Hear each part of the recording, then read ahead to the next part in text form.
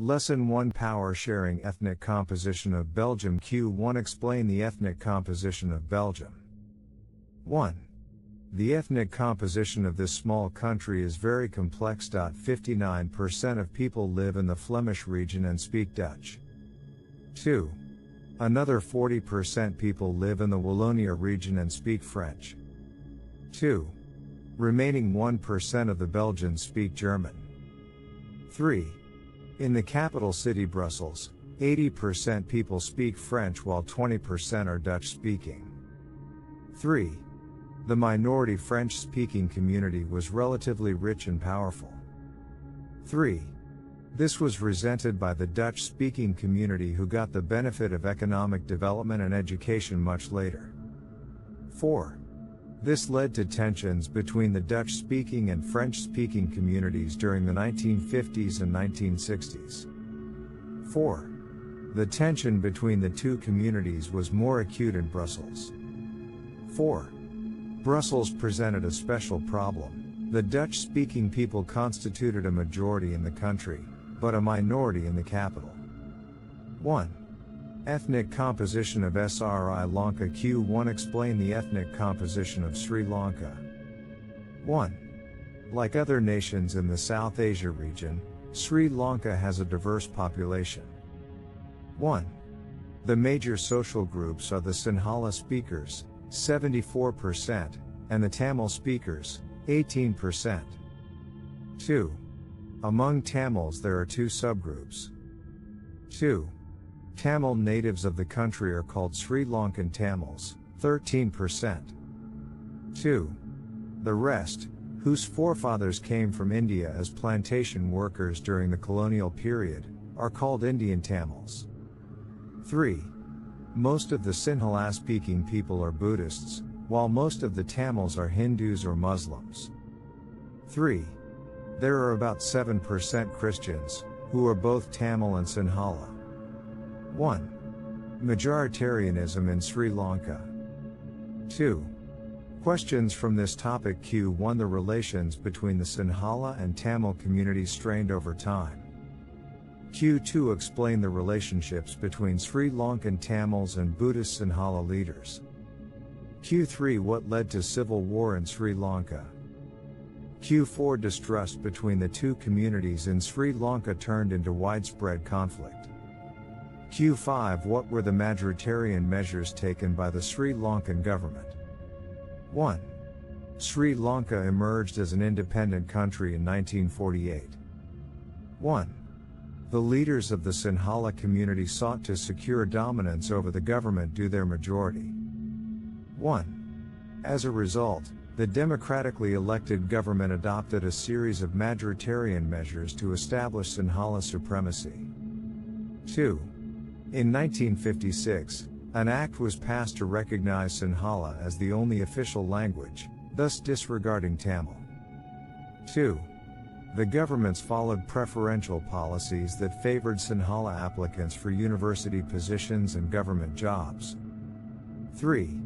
A new constitution stipulated that the state shall protect and foster Buddhism. 3. All these government measures, coming one after the other, gradually increased the feeling of alienation among the Sri Lankan Tamils. 3. They felt that none of the major political parties led by the Buddhist Sinhala leaders was sensitive to their language and culture. 3. They felt that the constitution and government policies denied them equal political rights, discriminated against them in getting jobs and other opportunities and ignored their interests. 4. The Sri Lankan Tamils launched parties and struggles for the recognition of Tamil as an official language, for regional autonomy and equality of opportunity in securing education and jobs. 4. But their demand for more autonomy to provinces populated by the Tamils was repeatedly denied. 5. By the 1980s many political organizations were formed demanding an independent Tamil Eelam state, in northern and eastern parts of Sri Lanka. 5. The distrust between the two communities turned into widespread conflict. 5. It soon turned into a civil war. 6. As a result, thousands of people of both the communities have been killed. 6. Many families were forced to leave the country as refugees and many more lost their livelihoods. 6. The Civil War has caused a terrible setback to the social, cultural and economic life of the country. It ended in 2009. 1. Accommodation in Belgium. Q1 Explain the steps taken by the Belgian government to recognize regional differences and cultural diversities. Q2 The Belgian model was very complicated. Explain. 1. The Belgian leaders took a different path. 1. They recognized the existence of regional differences and cultural diversities. 1. Between 1970 and 1993, they amended their constitution 4 times so as to work out an arrangement that would enable everyone to live together within the same country. 2. The constitution prescribes that the number of Dutch and French-speaking ministers shall be equal in the central government. 2. Some special laws require the support of the majority of members from each linguistic group. 2. Thus, no single community can make decisions unilaterally. 3. Many powers of the central government have been given to state governments of the 2 regions of the country. 3. The state governments are not subordinate to the central government. 4. Brussels has a separate government in which both the communities have equal representation. 4. The French-speaking people accepted equal representation in Brussels because the Dutch-speaking community has accepted equal representation in the central government. 5. Apart from the central and the state government, there is a third kind of government. 5. This community government is elected by people belonging to one language community, Dutch, French and German speaking, no matter where they live. 5. This government has the power regarding cultural, educational and language-related issues. 1. Power sharing is desirable. Q1 Why is power sharing desirable? Q2 Explain the prudential reasons for power sharing. Q3 Explain the moral reason for power sharing. Prudential reasons. 1. Firstly, power sharing is good because it helps to reduce the possibility of conflict between social groups. 1. Since social conflict often leads to violence and political instability, power sharing is a good way to ensure the stability of political order. 2. Imposing the will of the majority community over others may look like an attractive option in the short run, but in the long run it undermines the unity of the nation. 3. Tyranny of the majority is not just oppressive for the minority, it often affects the majority adversely as well. 3. Prudential reasons stress that power sharing will bring out better outcomes. Moral reasons. 1. There is a second, deeper reason why power sharing is good for democracies. 1. Power sharing is the very spirit of democracy. 1. A democratic rule involves sharing power with those affected by its exercise, and who have to live with its effects. 2. People have a right to be consulted on how they are to be governed. 2. A legitimate government is one where citizens, through participation, acquire a stake in the system. 3. Moral reasons emphasize the very act of power sharing as valuable. 1. Forms of power sharing. Q1 Why power sharing is important. Explain. 1. The idea of power sharing has emerged in opposition to the notions of undivided political power. 1.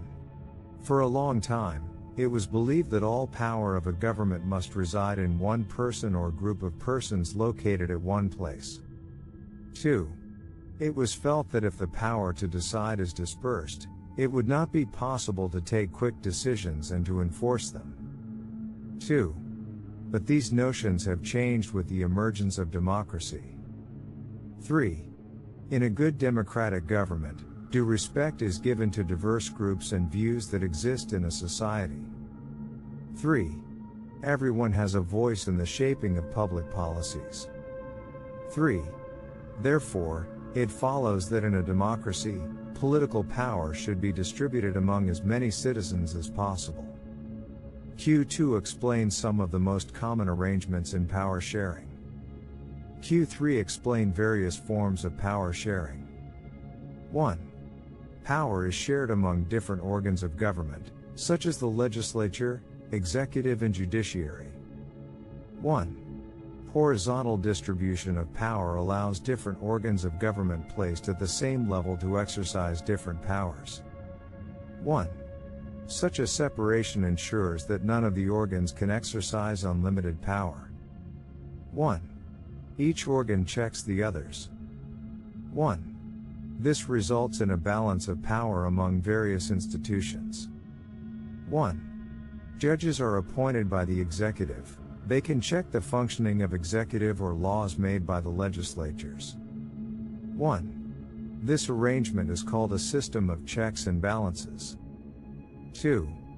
Power can be shared among governments at different levels, a general government for the entire country and governments at the provincial or regional level. 2. This division of powers involving higher and lower levels of government is called vertical division of power. 2. Such a general government for the entire country is usually called the federal government. 2. In India, we refer to it as the central or union government or state governments. 2. This is what they did in Belgium, but was refused in Sri Lanka. 2. This is called the federal division of power. 2.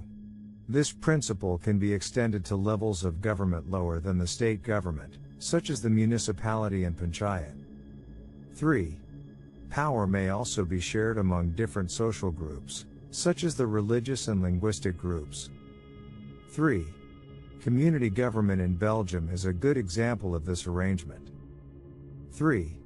In some countries, there are constitutional and legal arrangements, whereby socially weaker sections and women are represented in the legislatures and administration. This method is used to give minority communities a fair share in power.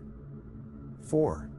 Power sharing arrangements can also be seen in the way political parties, pressure groups and movements control or influence those in power. 4. In contemporary democracies, this takes the form of competition among different parties. 4. Such competition ensures that power does not remain in one hand. 4. Different political parties that represent different ideologies and social groups. 5. Sometimes this kind of sharing can be direct, when two or more parties form an alliance to contest elections. 5. If their alliance is elected, they form a coalition government and thus share power. 5. In a democracy, we find interest groups, such as those of traders, businessmen, industrialists, farmers and industrial workers.